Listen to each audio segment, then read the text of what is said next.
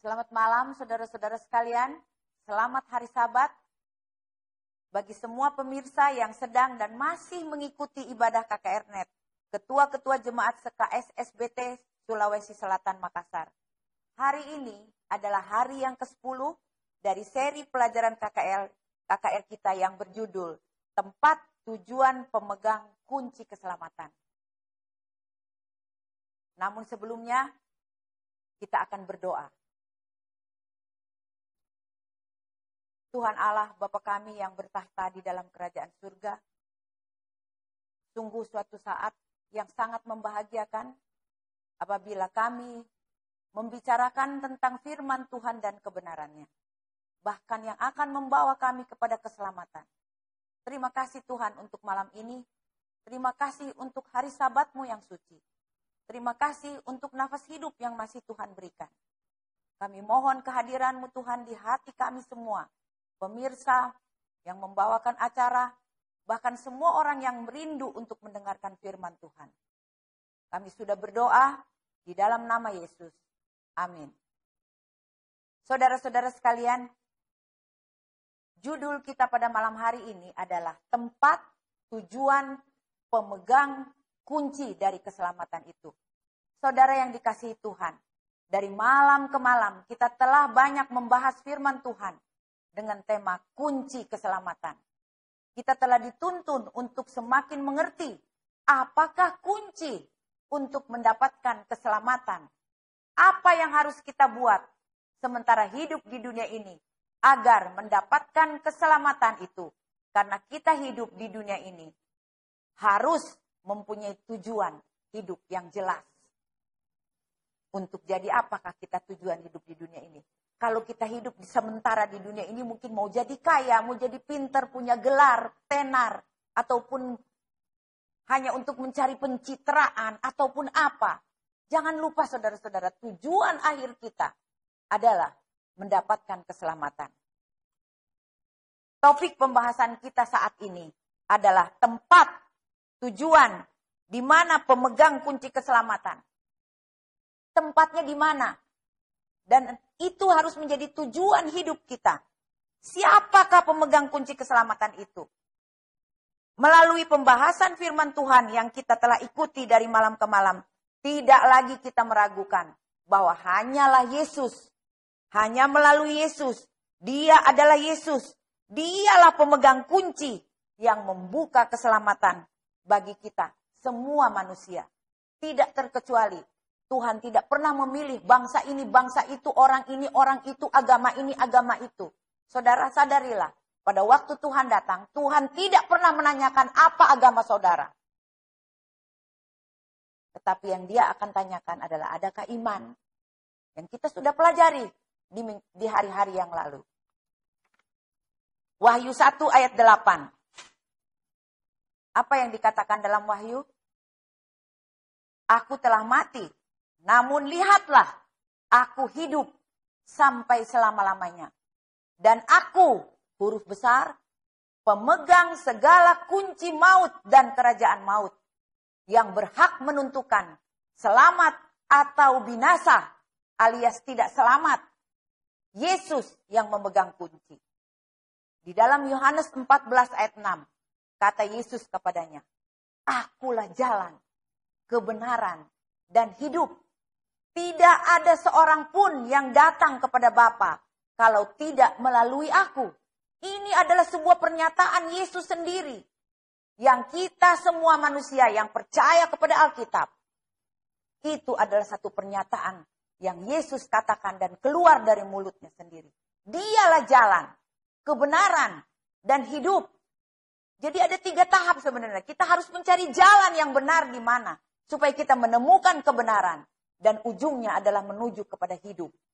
Hidup yang bagaimana saudara? Hidup yang kekal. Sekarang pertanyaan pada malam ini. Di manakah tempat pemegang kunci keselamatan itu? Kita boleh buka Alkitab kita atau kita langsung lihat nanti di slide yang akan saya tunjukkan.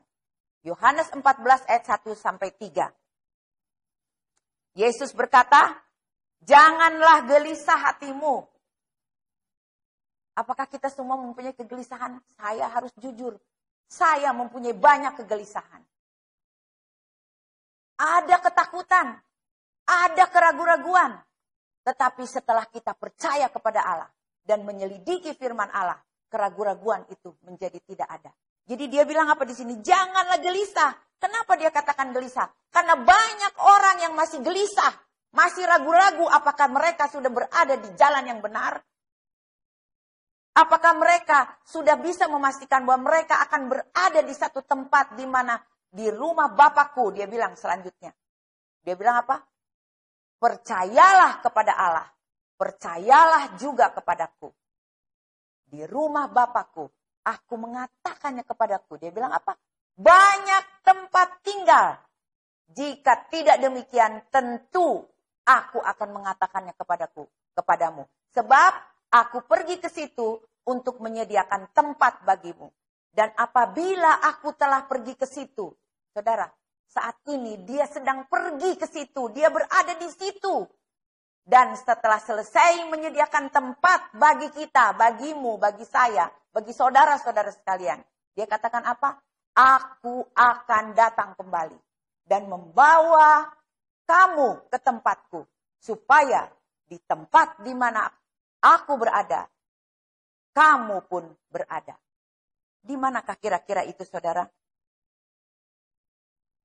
Saya sangat terkesan dengan kata gelisah ini. Karena saya tahu begitu banyak orang yang gelisah, karena gelisahnya mereka tidak mau tahu lagi. Yang penting percaya Yesus, yang penting percaya Tuhan. Apakah itu sudah cukup menjamin? Cukup dengan percaya? Untuk mengetahui dengan pasti, di manakah tempat tinggal Yesus yang akan membawa umatnya, yang akan diselamatkan ketika dia akan datang kembali ke dunia ini. Ada beberapa peristiwa yang harus kita ketahui, yang akan terjadi, yang harus mendahului, yang dialami oleh kita manusia sekarang ini. Ada peristiwa, saudara, sebelum kedatangannya yang kedua kali. Apa peristiwa itu? Sebelum umat Tuhan yang selamat akan tinggal bersama Yesus di suatu tempat untuk hidup selamanya. Melalui firman Tuhan. Sekali lagi saya katakan, melalui firman Tuhan. Yang kita percaya, Alkitab adalah firman Tuhan. Hanya melalui firman Tuhan. Mari kita ikuti peristiwa-peristiwa luar biasa yang akan terjadi di depan kita. Agar kita mempersiapkan hidup kita sekarang ini untuk menghadapi peristiwa-peristiwa yang luar biasa itu. Tuhan tidak pernah membiarkan sesuatu terjadi sebelum dia memberitahukan kepada kita. Melalui apa? Melalui firman-Nya. Di dalam Wahyu 20 ayat 1-3. Kita bisa baca bersama-sama. Lalu aku melihat seorang malaikat turun dari surga, memegang anak kunci jurang maut dan suatu rantai besar di tangannya. Ia menangkap naga si ular tua itu, yaitu iblis dan sang setan, dan ia mengikatnya 1000 tahun lamanya. 1000 tahun lamanya. Lalu melemparkannya ke dalam jurang maut. Kita tahu kalau jurang itu adalah sesuatu yang sangat dalam ke bawah. Dan menutup jurang maut itu dan memeteraikannya di atasnya, supaya ia jangan lagi menyesatkan bangsa-bangsa sebelum berakhirnya masa 1000 tahun itu. Kemudian daripada itu, ia akan dilepaskan untuk sedikit waktu lamanya. Inilah pemberitahuan yang Alkitab katakan. Bahwa peristiwa itu akan terjadi menjelang kedatangan Tuhan. Bahwa iblis akan dirantai 1000 tahun lamanya. Dalam Wahyu 20 ayat 1-3 kita menemukan kata 1000 tahun. Di mana masa 1000 tahun iblis dirantai. Dan pada akhir masa 1000 tahun iblis akan dilepaskan. Ini adalah satu peristiwa nubuatan Alkitab yang akan terjadi di dunia ini. Yang melibatkan Tuhan, umat manusia dan iblis. Peristiwa itu ada di depan kita, saudara-saudara. Kalau kita melihat keadaan dunia, sudah tidak lama lagi. Sehingga kita harus mengetahui dan mempersiapkan diri.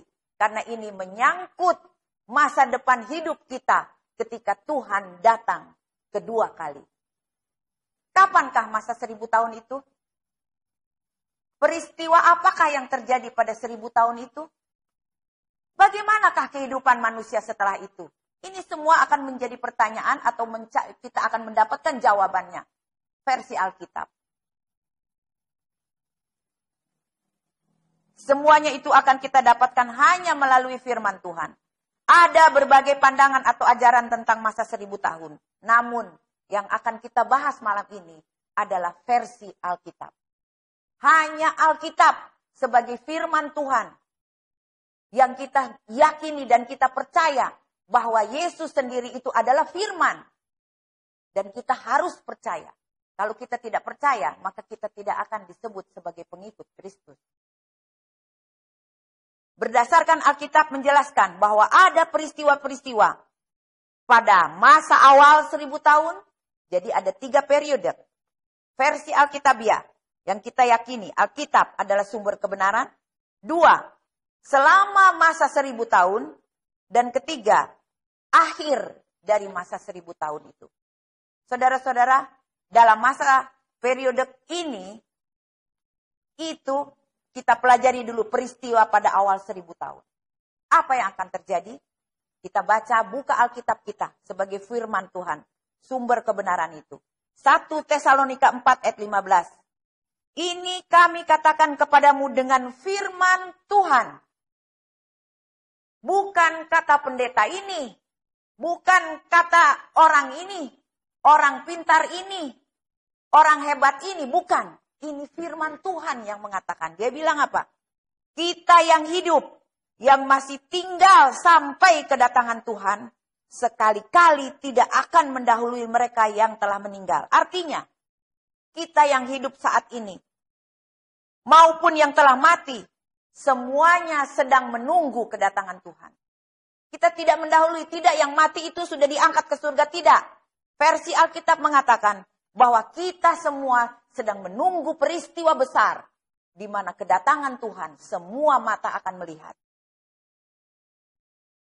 Jangan kita percaya kepada pengajaran-pengajaran di luar daripada Alkitab. Peganglah Alkitab sebagai panduan. Firman Tuhan sebagai jalan kebenaran yang akan membawa kita kepada kehidupan kekal. Orang-orang benar yang mati dibangkitkan dan yang masih hidup diubahkan. Pada waktu Yesus datang, kita orang-orang benar ini akan mengalami kebangkitan. Kita akan dibangkitkan. Dan yang masih hidup, yang bertahan pada saat itu, akan ada orang yang masih hidup. Berdoalah saudara-saudara, semoga yang masih hidup itu mungkin anak cucu kita. Maybe. Atau kita sendiri kita diberikan panjang umur. Berdoalah agar kita bisa mendapat bagian di dalam orang-orang yang mati, yang dibangkitkan pada kebangkitan pertama, dan yang masih hidup, yang mengalami perubahan, yang akan diubahkan. Jadi ada orang mati dibangkit, orang yang benar dibangkitkan, inilah kebangkitan pertama. Kita sudah belajar itu di hari yang lalu. Dan yang masih hidup mengalami apa? Kalau saja saya masih hidup, saya akan diubah. Nah ini peristiwa ini, yakinkanlah kepada diri kita bahwa kita akan ada di situ. Yang masih hidup atau yang dibangkitkan pada kebangkitan pertama.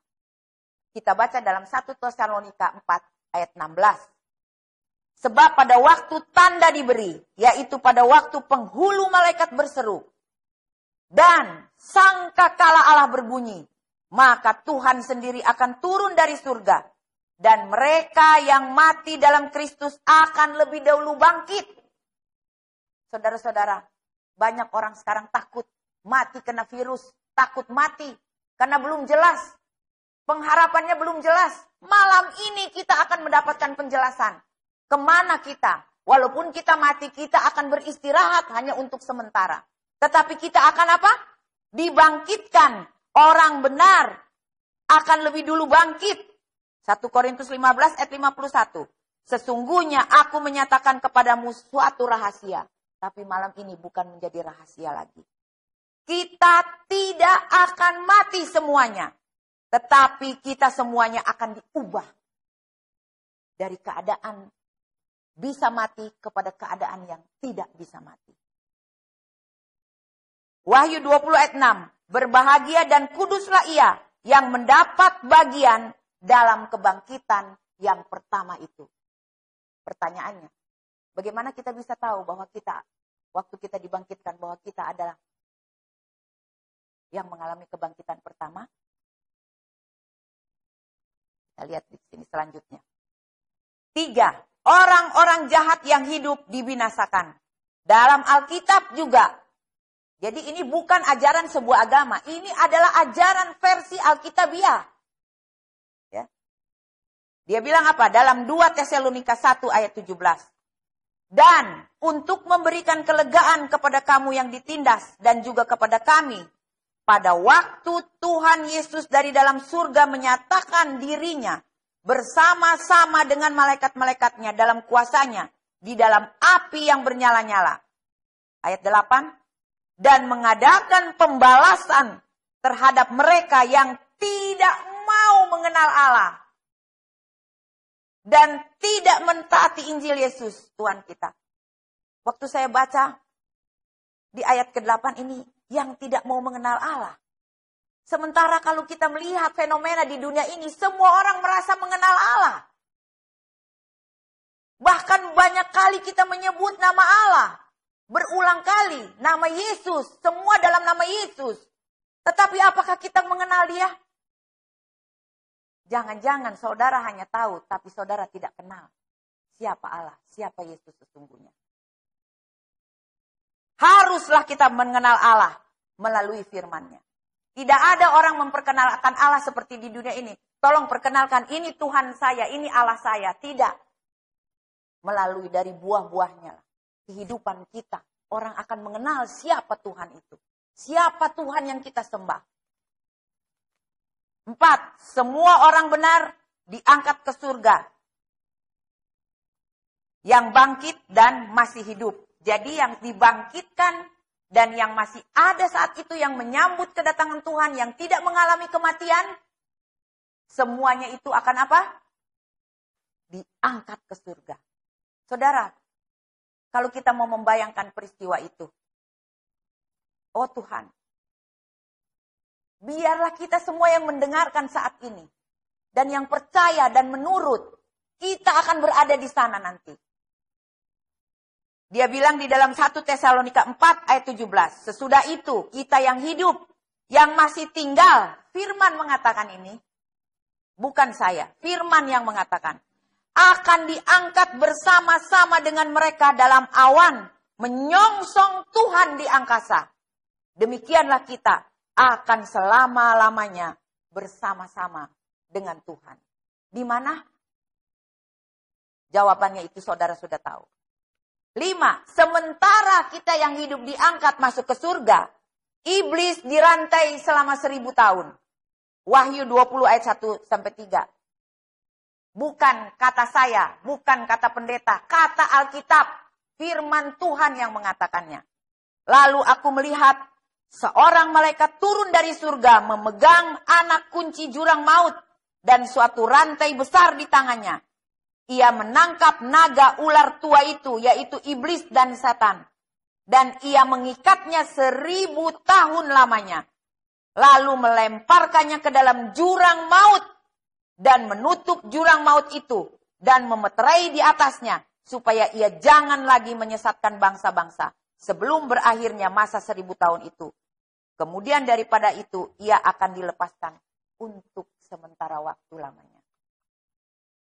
Ada peristiwa apa lagi selama 1000 tahun itu? Keadaan bumi ini kosong. Ya.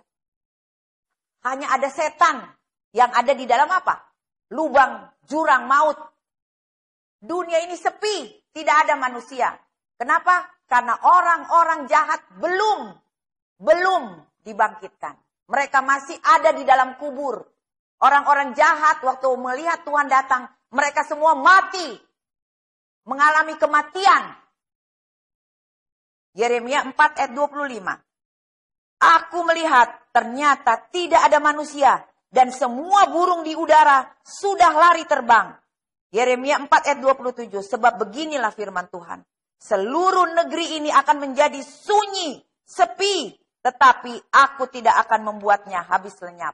Belum berakhir. Kemudian Apa yang dilakukan iblis? Yang dirantai selama 1000 tahun? Saudara-saudara, 1000 tahun saudara. Mungkin pada saat 1000 tahun itu, kita tidak berasa 1000 tahun seperti sekarang. Ya, kita mengalami kehidupan yang di dunia ini. 1000 tahun. Orang jahat tetap mati. Pada waktu Tuhan datang mereka dimatikan. Tidak sanggup melihat kemuliaan Tuhan. Orang benar berada di surga. Kita telah baca tadi dalam 1 Tesalonika. Tapi kita muncul pertanyaan, di manakah surga itu? 2 Korintus 12 ayat 2. Aku tahu tentang seorang Kristen. 14 tahun yang lampau. Entah di dalam tubuh aku tidak tahu. Entah di luar tubuh aku tidak tahu. Allah yang mengetahuinya. Orang itu tiba-tiba diangkat ke tingkat yang ketiga dari surga. Jadi ayat ini mengatakan bahwa surga itu berada di lapisan ketiga. Tempat bumi kita ini, tempat bergantungnya matahari, bulan, dan bintang. Dan surga itu ada di tingkat atasnya, di ketiga. Ini jelas ayat ini mengatakan. Dalam 2 Korintus 12 ayat 2-3 menyebutkan. Ada tingkatan langit. Ya, jadi ada tingkat 3. Tadi saya sudah jelaskan sedikit. Langit yang pertama, kita bisa baca secara cepat. Lalu Allah menamai cakrawala itu langit. Jadilah petang dan pagi, itulah hari kedua. Jadi cakrawala, awan, tempat terbangnya burung, tempat pesawat berterbangan, itu adalah langit yang pertama. Langit yang pertama adalah cakrawala, di mana kita bisa melihat burung berterbangan dan pesawat melintasinya. Dan langit yang kedua apa? Kita baca dalam Mazmur 19 ayat 2. Langit menceritakan kemuliaan Allah dan cakrawala memberitakan pekerjaan tangannya. Dia bilang lagi di ayat yang Mazmur 8 ayat 4 dan 5. Jika aku melihat langitmu, buatan jarimu, bulan dan bintang-bintang yang kau tempatkan.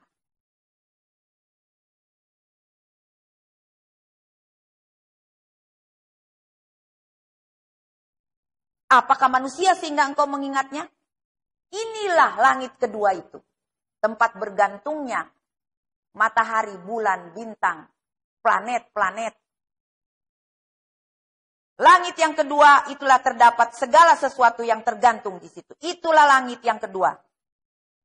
Di mana manusia sulit atau tidak dapat menjangkaunya. Ya. Langit yang ketiga, inilah surga. Yang menjadi pengharapan kita. Ada di langit yang ketiga. Kalau kita tanya di mana itu? Di langit yang ketiga. Di tingkat langit yang ketiga berarti berada di atas tempat bergantungnya matahari, bulan, bintang, dan segala macam planet. Di atasnya lagi saudara-saudara. Efesus 4 ayat 10. Ia yang telah turun, ia juga telah naik. Jauh lebih tinggi daripada semua langit. Untuk memenuhkan segala sesuatu. Paulus menjelaskan bahwa Yesus yang telah turun ke bumi jadi manusia. Telah naik lebih tinggi dari segala langit. Berarti waktu Yesus mati dan dia naik ke surga. Dan betul-betul dia berada di surga saat ini. Melewati langit pertama dan kedua. Itulah langit yang ketiga. Yaitu surga. Yang juga disebut Firdaus. Terdapat dalam 2 Korintus 12 ayat 2-4. Surga adalah tempat ia berkerajaan. Tempat tahta Allah. Mazmur 103 ayat 19. Tuhan sudah mengatakan tahtanya di sorga. Dan kerajaannya berkuasa atas segala sesuatu. Ini pernyataan Allah sendiri. Pernyataan Tuhan di dalam firman-Nya. Dari tahta inilah Allah memerintah dan mengendalikan segala sesuatu di jagat raya ini. Termasuk sekarang dalam keadaan yang luar biasa. Masih dalam pengendalian Tuhan. Sebagai umat-umat Tuhan. Jangan kita gelisah. Surga adalah tempat kediaman Yesus. Di mana umatnya juga akan masuk ke sana. Siapa umatnya? Saya dan saudara-saudara sekalian. Kisah 3 ayat 9. Karena itu sadarlah. Kalau saya waktu baca ini, saya bilang barangkali saya ini belum sadar. Saya harus sadar. Dan bertobatlah. Supaya dosamu dihapuskan. Karena tidak ada dosa di sana. Ayat 20. agar Tuhan mendatangkan waktu kelegaan dan mengutus Yesus yang dari semula diuntukkan bagimu sebagai Kristus. Dikirimkanlah seorang juru selamat untuk supaya dosa kita bisa mengalami dihapuskan, ditiadakan dosa-dosa kita. Kristus itu tinggal di sorga sampai waktu pemulihan segala sesuatu, seperti yang difirmankan Allah dengan perantaraan nabi yang kudus pada zaman dahulu. Paulus tidak menggambarkan suasana langit yang ketiga, karena kata-kata manusia tidak cukup untuk melukiskannya. Ada pernah saya punya kenalan baik mengatakan, wah, soalnya saya pernah diangkat, tiba-tiba saya diangkat, dan saya naik ke surga, dan saya dikasih lihat surga. Bagaimana? Saya bilang, bagaimana bisa? Apa yang kau lihat di sana? Saya lihat di sana ada rumahnya saudara ini, rumahnya saudara itu, rumahnya ini, rumahnya itu. Saya bilang, sorry ya, saya tidak percaya itu. Kenapa? Saya hanya percaya apa yang firman katakan, bukan kepada penglihatan manusia. Yang harus kita percaya adalah apa ini tertulis dalam 1 Korintus 2 ayat 9. Tetapi seperti ada tertulis, apa yang tidak pernah dilihat oleh mata. Saudara sudah pernah pergi kemana? Tempat yang indah-indah, surga kalah, dunia itu kalah. Surga lebih indah daripada apa yang pernah dilihat oleh kita yang indah-indah itu, lebih. Dan tidak pernah didengar oleh telinga. Kalaupun saya mencoba menggambarkan itu, lebih daripada itu saudara-saudara. Dan yang tidak pernah timbul di dalam hati manusia. Semua yang disediakan Allah untuk mereka yang mengasihi Dia. Apa yang dibuat orang benar yang masuk surga? Orang benar akan memerintah dan menghakimi bersama Kristus. Saudara-saudara, saat ini banyak orang belum menjadi hakim, sudah menghakimi saudaranya sendiri. Sabar saudara, nanti ada waktunya. Tuhan akan memberikan kita kesempatan untuk menghakimi. Kita akan menghakimi nanti. Menghakimi bukan berdasarkan kemauan kita, tetapi Tuhan akan memperlihatkan fakta bukti nyata. Kenapa, bagaimana, dan apa akibatnya.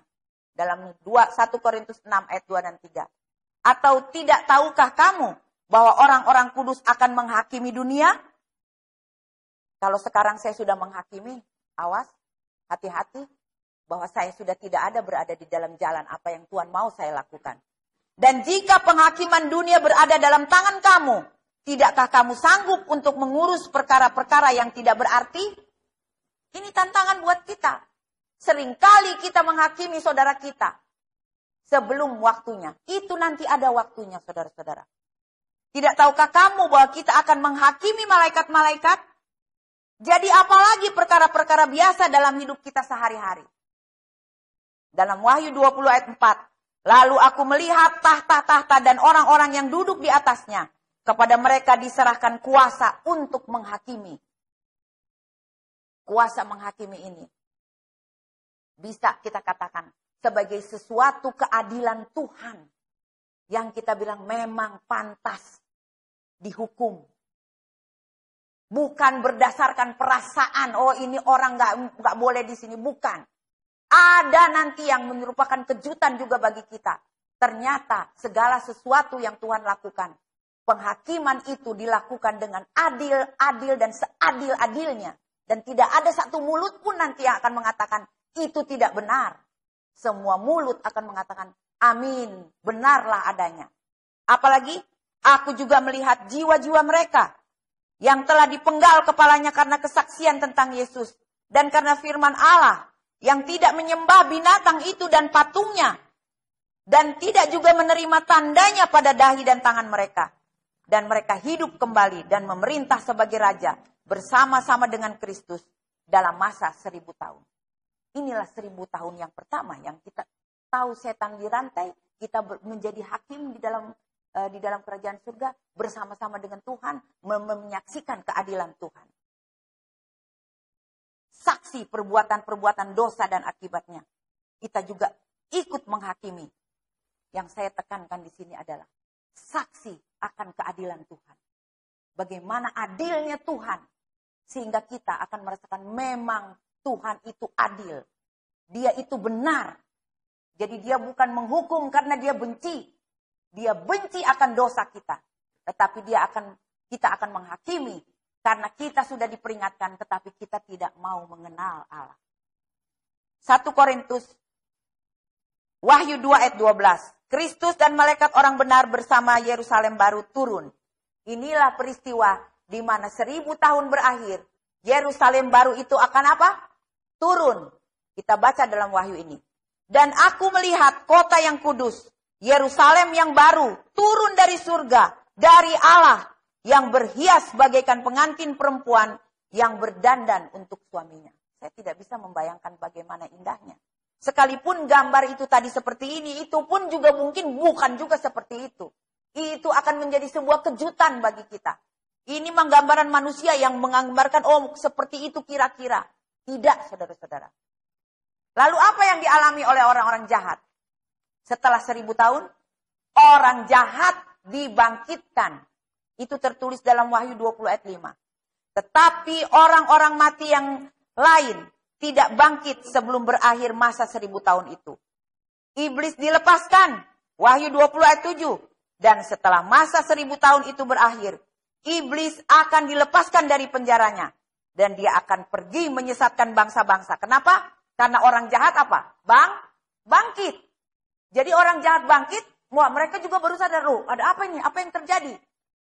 Sementara Yerusalem baru turun. Mereka melihat, wih kota Allah turun. Kita ini undang. Kalau gitu bagaimana? Setan bilang, mari saya pimpin kamu sekalian. Dia bilang, ayo kita serang kota itu. Mereka menganggap bahwa mereka masih mempunyai apa? Kekuatan dan kuasa. Dan ia akan pergi menyesatkan bangsa-bangsa pada keempat penjuru bumi, yaitu Gog dan Magog, dan mengumpulkan mereka untuk berperang. Dan jumlah mereka sama dengan banyaknya pasir di laut. Sangat menyedihkan. Bukan sedikit, saudara-saudara. Akan ada banyak seperti pasir di laut yang akan menerima hukuman, dibinasakan, yang menjadi bala tentara iblis. Jangan ada satupun di antara kita yang mendengar malam ini, yang percaya kepada Tuhan. Pengikut setan yang dibangkitkan pada kebangkitan kedua adalah orang-orang jahat. Iblis kumpulkan pasukan untuk berperang. Itu dikatakan di dalam Wahyu 20 ayat 8 dan 9. Dan mengumpulkan mereka untuk berperang. Dan jumlah mereka sama dengan banyaknya pasir di laut. Ini sangat menyedihkan saya. Sewaktu saya membaca ini, saya bilang, Tuhan, jangan ada di antara kita. Jangan ada di antara umat-umat Tuhan. Jangan ada di keluarga anak, kekasih-kekasih kita. Keluarga orang tua, suami, istri. Orang-orang jahat dibinasakan. Kapan? Wahyu 20 ayat 9 dan 10. Tetapi dari langit, pada waktu mereka mau menyerang Yerusalem baru itu, turunlah api menghanguskan mereka. Dan iblis yang menyesatkan mereka dilemparkan ke dalam lautan api dan belerang. Yaitu tempat binatang dan nabi palsu. Itu. Dan mereka disiksa siang malam sampai selama-lamanya. Konotasi nabi, biasanya nabi itu benar. Ternyata ada nabi palsu. Untuk itulah saudara, berhati-hatilah. Setan adalah akar dan pengikutnya adalah cabang-cabangnya. Akar dan cabang-cabang dibuang ke dalam dapur api yang menyala-nyala. Mereka tidak akan pernah dibangkitkan lagi. Bumi disucikan oleh api, yaitu Allah sendiri. Allah Maha Kasih, namun Allah juga Maha Adil. Ibrani 12 ayat 29. Sebab Allah kita adalah api yang menghanguskan. Menghanguskan apa? Menghanguskan setan dan orang-orang jahat. Orang-orang yang senang melakukan dosa. Yang tetap diam di dalam dosa. Statis. Tidak mau tahu. Mereka pikir kasih karunia Tuhan akan selamatkan saya. Saya tidak peduli. Allah itu kayak apa, seperti apa, saya tidak mau kenal. Yang penting asal dalam nama Yesus. Saudara-saudara, jangan sampai kita tersesat. 1 Korintus 15 ayat 26. Musuh yang terakhir yang dibinasakan ialah maut. Di dalam dunia baru tidak ada lagi yang namanya kematian. Dia bilang dalam Wahyu 2 ayat 1. Lalu aku melihat langit yang baru dan bumi yang baru. Sebab langit yang pertama dan bumi yang pertama telah berlalu. Dan laut pun tidak ada lagi. Dan aku melihat kota yang kudus, Yerusalem yang baru turun dari surga. Dari Allah yang berhias bagaikan pengantin perempuan yang berdandan untuk suaminya. Lalu aku mendengar suara yang nyaring dari tahta itu berkata, lihatlah, kemah Allah ada di tengah-tengah manusia. Dan ia akan diam bersama-sama dengan mereka. Mereka akan menjadi umatnya dan ia akan menjadi Allah mereka. Dan ia akan menghapus segala air mata. Saya masih sering mengeluarkan air mata. Dan saya tahu di antara saudara-saudara. Lebih baik kita mengeluarkan air mata itu sekarang. Saudara, panggil saudara-saudara kita. Kekasih-kekasih kita. Panggil supaya kita mendapat bagian. Di dalam mempersiapkan diri. Masuk ke dalam satu barisan. Yang benar-benar mempersiapkan diri bagi kedatangan Tuhan. Untuk dimasukkan nanti ke dalam dunia baru ini. Tidak ada lagi perkabungan, ratap tangis, duka cita. Sebab segala sesuatu yang lama itu sudah berlalu. It's all over. Sudah tidak ada lagi. Ia yang duduk di atas tahta itu berkata, lihatlah, aku menjadikan segala sesuatu baru. Dan firman-Nya dalam huruf besar. Tuliskanlah, karena segala perkataan ini adalah tepat dan benar. Saudara-saudara, perkataan tepat dan benar ini adalah firman Allah sendiri. Dia mendeklar ayat ini sebagai suatu pernyataan kepada kita. Apa yang dia katakan dalam seri pelajaran kita malam hari ini. Surga, tempat kita punya tujuan, adalah benar dan tepat. Saudaraku, pada akhirnya Tuhan akan membarui dunia yang berdosa ini. Menjadi baru, menjadi tempat tinggal yang kekal bagi umatnya. Bagi saudara dan saya, kota Yerusalem baru yang ada di langit yang ketiga sekarang ini akan turun ke dunia yang baru nanti. Saudara, bisakah kita akan sampai ke sana? Kalau kita masih membenci saudara kita. Kita tidak mau mengampuni saudara kita. Kita masih mempunyai sifat iri dan dengki. Kita masih juga mau dengan kesenangan-kesenangan kepelesiran dunia ini yang mengikat hati kita. Sementara di lain sisi kita bilang kita mau ke surga. Kita menjadi pembohong. Kenapa? Kenyataan keinginan dan kenyataan yang kita lakukan bertentangan. Kita tidak akan pernah sampai di sana. Bagaimana keadaan surga dan dunia baru yang akan kita tinggal? Tempat yang bersih. Versi Alkitab lagi. Saya suka sekali untuk selalu mengutip ayat-ayat Alkitab. Kenapa? Karena Alkitab ini adalah sumber firman Tuhan. Dia katakan, Mazmur 24, siapakah yang boleh naik ke atas gunung Tuhan? Siapakah yang boleh berdiri di tempatnya yang kudus? Ini pertanyaan ditanyakan sekarang. Siapa? Saya juga ditanyakan. Siapa, Son? Siapa? Orang yang bersih tangannya dan murni hatinya. Artinya apa? Tangannya selalu melakukan hal yang baik. Hatinya selalu memikirkan perkara-perkara surga. Yang tidak menyerahkan dirinya kepada penipuan. Dan yang tidak bersumpah palsu. Berapa banyak kita sering terlibat dalam sumpah palsu. Berapa banyak kita sering menipu orang lain. Mungkin kita tidak menipu uangnya. Tetapi dengan memfitnah tentang orang lain. Masih sering kita lakukan ini. Menceritakan tentang yang tidak benar, itu sama dengan penipuan. Dialah yang akan menerima berkat dari Tuhan dan keadilan dari Allah yang menyelamatkan dia. Tempat di sana adalah tidak ada yang najis. Wahyu 21 ayat 27. Atau orang yang melakukan kekejian atau dusta. Tidak ada. Ya.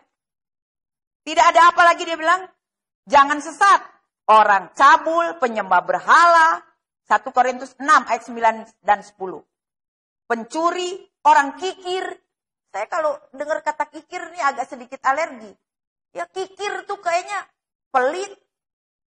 Koncudu orang Manado bilang kikir. Tahu kikir? Yang dia pikirkan adalah dirinya sendiri. Dia tidak memikirkan orang lain.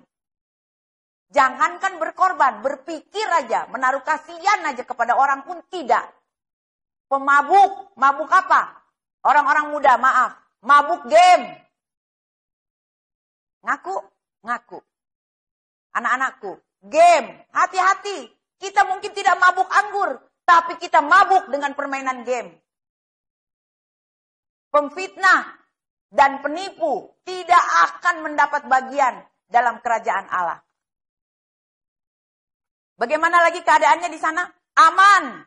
Tidak akan ada lagi laknat. Tahta Allah dan tahta anak domba akan ada di dalamnya. Dan hamba-hambanya akan beribadah kepadanya. Dan mereka akan melihat wajahnya dan namanya akan tertulis di dahi mereka. Saya belum bisa membayangkan, tetapi kerinduan saya ada untuk berada di tempat sana. Tempat yang aman. Tidak seorang pun lagi orang berkata, aku sakit. Aku tensiku naik. Aku sedikit oleng. Tidak ada, saudara. Saya sakit perut. Enggak ada. Ya, semua penduduknya akan diampuni kesalahannya. Kenapa bisa sehat? Karena sudah tidak ada dosa lagi di sana. Matius 6 ayat 9. Janganlah kamu mengumpulkan harta di bumi.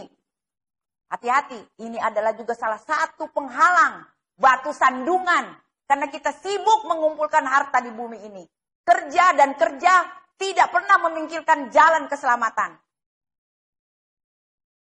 Dia bilang apa dalam 20? Tetapi kumpulkanlah harta bagimu di mana? Di surga. Di mana tidak ada ngengat dan karat yang tidak merusakkannya. Dan pencuri tidak membongkar serta mencurinya. Saya berpikir dari ayat ini. Kalau di dunia ini aja saya rajin mengumpulkan emas. Di surga melihat emas yang sebegitu banyak pun kita tidak akan menjadi mau diambil. Kenapa? Tidak ada keinginan itu dan tidak ada orang ada di sana seperti itu. Tempat yang berbahagia ini. Saudara-saudara, di dunia ini ada satu tempat yang bisa membahagiakan kita. Di mana, saudara-saudara? Di dalam rumah tangga kita. Rumah tangga kita adalah surga kecil yang kita punya di dunia ini. Kita tidak akan pernah bisa membayangkan surga yang sebenarnya kalau kita tidak pernah merasa bahagia di dalam rumah tangga kita. Kalau saja di antara kita masih ada rasa kurang bahagia, segera ciptakan, minta kepada Tuhan agar surga kecil itu kita punya di dunia ini. Yang akan membuat kita rindu untuk berada di mana? Di dalam kerajaan surga. Lukas 20 ayat 36. Sebab mereka tidak dapat mati lagi. Mereka seperti malaikat. Saudara, sudah pasti. Tidak akan ada kematian, saudara-saudara. Tidak sakit aja tidak ada. Apalagi mati. Sedang sakit tidak ada. Tempat yang berbahagia. Yesaya 35. Bersorak-sorai. Sedang sukacita abadi meliputi mereka. Kegirangan dan sukacita akan memenuhi mereka. Tidak ada keluh kesah dan kedukaan. Tempat yang berbahagia. Ini dia bilang ya. Mereka akan mendirikan rumah-rumah dan mendiaminya. Mereka akan menanami kebun-kebun anggur dan memakan buahnya juga. Jadi di sana kita tuh bukan orang pengangguran. Kalau kita di sana nganggur, duduk-duduk, pasti menjemukan. Tidak, saudara-saudara. Kita di sana juga akan mendirikan rumah kita. Kita akan berkebun. Dan hasilnya kita makan sendiri. Tidak ada hama. Buahnya akan bagus. Kita akan puas makan dan menikmatinya. Saudara-saudara, bukankah ini sesuatu tempat yang dijanjikan Tuhan ini adalah sesuatu yang luar biasa? Mereka tidak akan menanam sesuatu supaya orang lain memakan buahnya. Tidak. Dicuri buahnya. Tidak. Karena masing-masing kita punya. Mungkin kita akan berbagi satu dengan yang lain. Maybe. Kita belum tahu pasti. Nanti di sana kita akan tahu. Dia bilang apa? Sebab umur umatku akan sepanjang umur pohon. Ada di Bandung. Di dekat kantor wali kota. Ada pohon yang umurnya dari zaman Belanda, sebelum zaman Belanda, sampai sekarang masih ada. Berapa tahun? Tidak bisa kita hitung. Tapi di surga seperti pohon. Pohon kehidupan itu akan hidup terus-terus. Tempat yang berbahagia. Orang yang, Yesaya 35 ayat 10. Orang-orang yang dibebaskan Tuhan akan pulang. Dan masuk ke Sion dengan bersorak-sorai. Sedang sukacita abadi meliputi mereka. Kegirangan dan sukacita akan memenuhi mereka. Saya nggak bisa membayangkan ya. Kalau saya katakan dalam satu kata bahagia, waktu kita menikah saya bahagia. Setelah lewat berapa lama, bahagia itu sepertinya nggak ada lagi. Waktu saya ulang tahun, orang-orang bilang selamat ulang tahun ya, bahagia. Ya, jam itu. Setelah pesta usai, bahagia itu berakhir. Tetapi di surga, rasa bahagia itu akan selalu ada. Selama-lama-lama-lamanya, saudara. Bahagia yang berkesinambungan. Ya. Tidak ada binatang buas. Ada binatang buas tetapi mereka tidak buas lagi. Mereka akan hidup berdampingan dengan binatang-binatang peliharaan. Betapa bahagianya kita akan berada di sana. Jangan ada satupun di antara kita yang tertinggal, saudara-saudara. Saya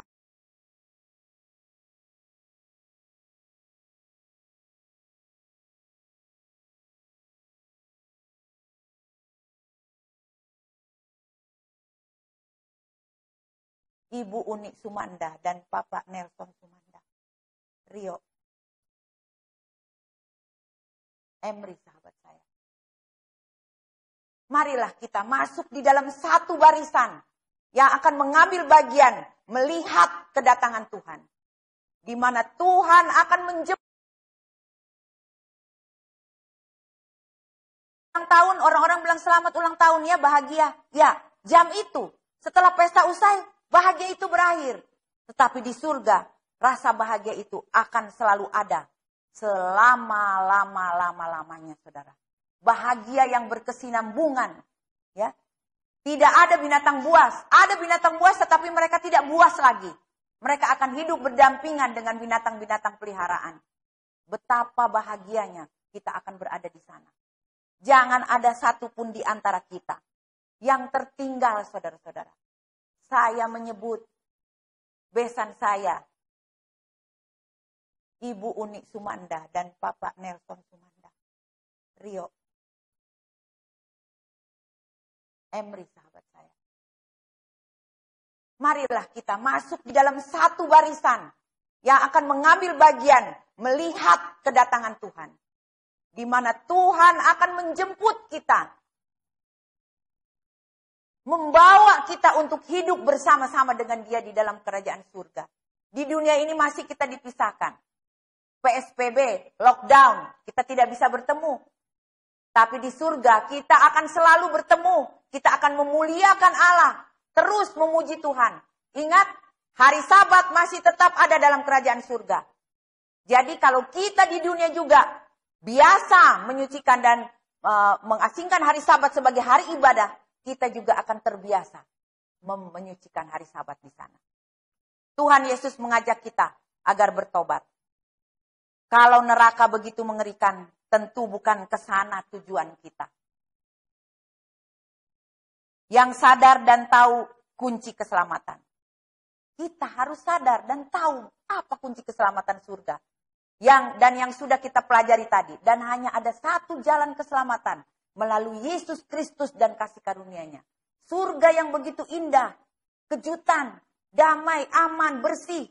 Dan ada rasa kebahagiaan untuk selama-lama-lamanya tuh. Seterusnya, kekal. Masih adakah hal-hal, masalah yang dapat menghalangi kita untuk mencapai tujuan kita? Saudara-saudara, saya harus katakan. Saya harus ke surga. Keluarga saya harus ke surga. Orang-orang yang kita kasihi harus ke surga. Suami, istri, anak, cucu, orang tua, saudara-saudara, bahkan umat-umat Tuhan yang mendengarkan saat ini untuk mengambil keputusan. Mempersiapkan diri dan iman kita masing-masing. Buatlah keputusan serta pastikan bahwa kita akan berada di surga. Firman Tuhan mengajak kita agar bertobat, menerima pengampunan Tuhan agar kita tidak binasa. Tetapi kita mengambil bagian. Marilah, Yesaya 1 ayat 18. Marilah, baiklah kita berperkara, firman Tuhan. Sekalipun dosamu merah seperti kermisi, akan menjadi putih seperti salju. Sekalipun berwarna merah seperti kain kesumba, akan menjadi putih seperti bulu domba. Saudara, siapa di antara kita yang tidak berdosa? Saya mau mengaku duluan. Saya manusia yang paling berdosa. Tapi janji Tuhan ini dalam Yesaya 1 akan Tuhan bersihkan menjadi putih seperti bulu domba. Roma 12 ayat 2. Janganlah kamu menjadi serupa dengan dunia ini. Tetapi berubahlah. Berubahlah suamiku. Berubahlah anak-anakku. Berubahlah kita umat-umat Tuhan oleh pembaharuan budimu. Sehingga kamu dapat membedakan manakah kehendak Allah. Apa yang baik, yang berkenan kepada Allah. Dan yang sempurna. Firman Tuhan juga memberikan amaran dan pilihan bagi kita. Jika kamu menurut. Di dalam Yesaya 1 ayat 19. Jika kamu menurut, berarti ada yang tidak menurut. Dan mau mendengar, ada yang tidak mau mendengar. Tapi firman ini ditujukan kepada kamu yang menurut dan mau mendengar. Maka kamu akan memakan hasil baik dari negeri itu. Tetapi di ayat 20, jika kamu melawan dan memberontak, maka kamu akan dimakan oleh pedang. Sungguh Tuhanlah yang mengucapkannya. 2 Petrus 3 ayat 11-14. Jadi jika segala sesuatu ini akan hancur secara demikian, betapa suci dan salehnya kamu harus hidup, yaitu kamu yang menantikan dan mempercepat kedatangan hari Allah. Pada hari itu langit akan binasa dalam api dan unsur-unsur dunia akan hancur karena nyalanya. Tetapi sesuai dengan janjinya, kita menantikan langit yang baru dan bumi yang baru, di mana terdapat kebenaran. Sebab itu saudara-saudaraku yang kekasih, sambil menantikan semuanya itu, sekarang ini saudara, sambil kita menanti, kamu harus berusaha supaya kamu kedapatan tak bercacat dan tak bernoda di hadapannya dalam perdamaian dengan Dia. Menerima Yesus sebagai juru selamat. Saudaraku, sadarlah bahwa dunia ini pada akhirnya akan dibinasakan. Bagaimanakah nasib hidup kita nanti? Pilihan ada di tangan saudara. Pastikan saudara, kita semua harus berada di surga. Saya bawa dalam nama Yesus. Namun sesudah saya mengakhiri ini, ada cucu saya juga akan membawakan sebuah lagu penutup sebelum saya mengakhirinya. Halo semuanya, ini dengan Jaden lagi. Saat ini saya kembali akan memuji Tuhan melalui lagu dari buku Pelangi Kasih nomor 269 yang berjudul Seberang Langit Biru.